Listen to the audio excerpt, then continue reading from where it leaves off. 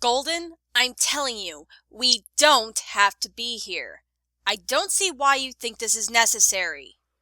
It's because I'm too short-tempered, and I fear that this could affect us in a bad way. I don't want that to happen. Besides, Dr. Wolf is great to talk to. I know. I've spoke with him before. But Goldie, I don't think it's your temper that would kill the relationship. Am I interrupting anything important? Oh, hey, Doc. No, you're not interrupting anything. Me and Goldie were just leaving. Doc, sorry if this is a bad time. I just feel we need a moment to go over something. Well, I'm sure that I could provide a listening ear, though I must be certain that both of you really want to be here. I wouldn't want to make anyone uncomfortable when talking about personal matters. Not at all, Doc. That's why we're here. Yeah, not at all. May we come in? Of course, you are more than welcome here. Now, tell me what's been troubling you. When we've started our relationship, we've had our common interests and discussed a lot of things that we liked. But when we ever talked about things that we didn't share commonly with, well, I've been having a hard time handling it. I mean, I respect one's differences, but lately I've been so temperamental and argumentative to the point where it could not only cost our relationship, but also cost something more of myself and her personally. I've been trying to tell him that it's fine if he gets a little short fused sometimes. I'm a patient person, and I would be a hypocrite if I said I was never like that either. I don't think it's an aspect that can ruin the relationship. I feel like what can ruin the relationship would be on my part. I see. Might I ask whether there has been any positive or negative changes within each of you since beginning this relationship? Changes? Well, heck yeah. Ever since I started dating Golden, I've been happier, more energized, and, well, I don't feel quite so alone anymore.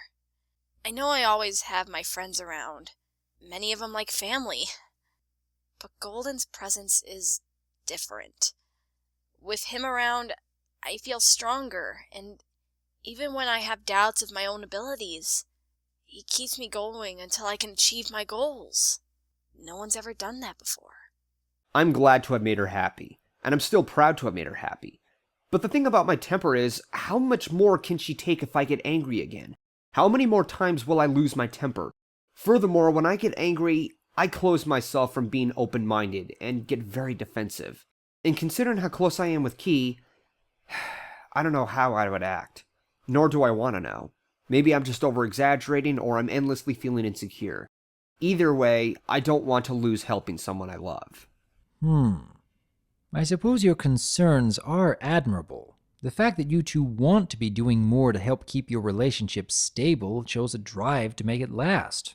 And I can understand your hesitations when attempting to confront a problem that has been present in your life for a long time. What comes to my mind, though, is not so much about the times of test and trial when your worries about a short temper may arise. Rather, I believe that overcoming a possible issue lies more in the seemingly normal moments of the everyday. A lot of ponies tend to think that the true character of a relationship is only strengthened in those moments of test and trial. However, that is only when it is displayed. Strengthening one's relationship has far more to do with your habits and supporting each other in the everyday, in the small and simple ways. Perhaps you are correct in your fears, Golden Fox. Perhaps there will be moments when your anger will get the better of you and lead into times of hurt and regret.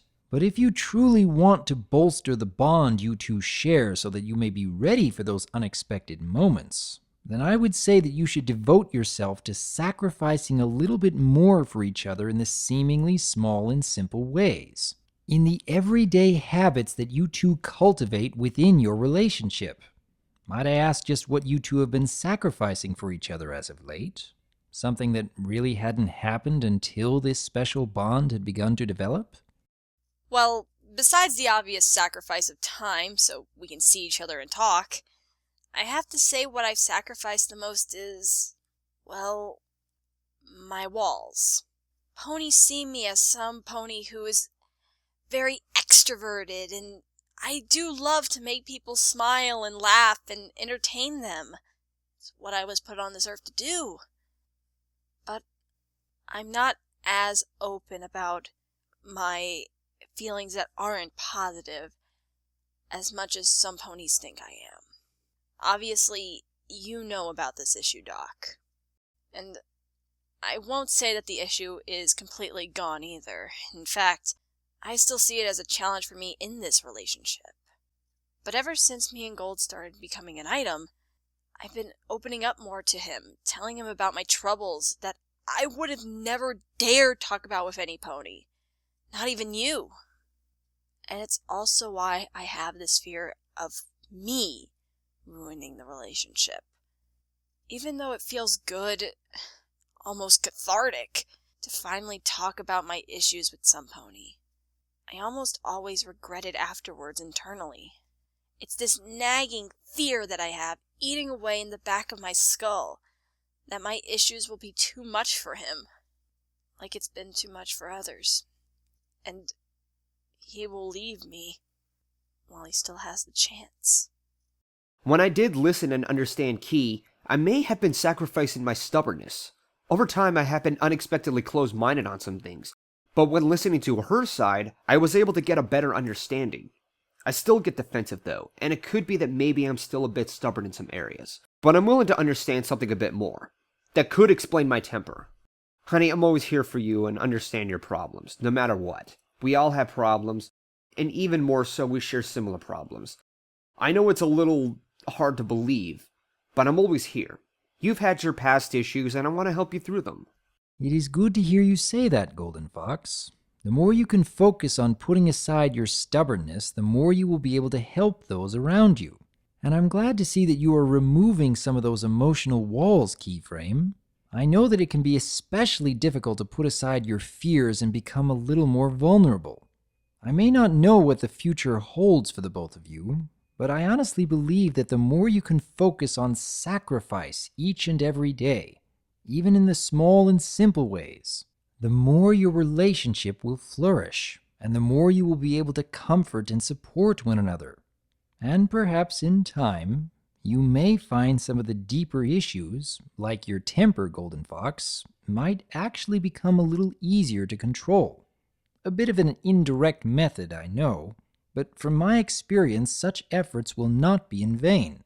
Can each of you try to remember this a bit more frequently in your relationship? Yeah, Doc. I think we can. I'd certainly be open to it, Doc. If Golden is willing to do so much for me, I can for him. Glad to hear it. And if you two ever feel the need for a little more help, my door is always open. Thanks, Doc. I know I seemed very abrasive to all this before, but I'm glad we went through with this. Let's go, Golden. I'll make you a carrot cake. How about a strawberry? All right. Strawberry it is. See you, Doctor. Take care.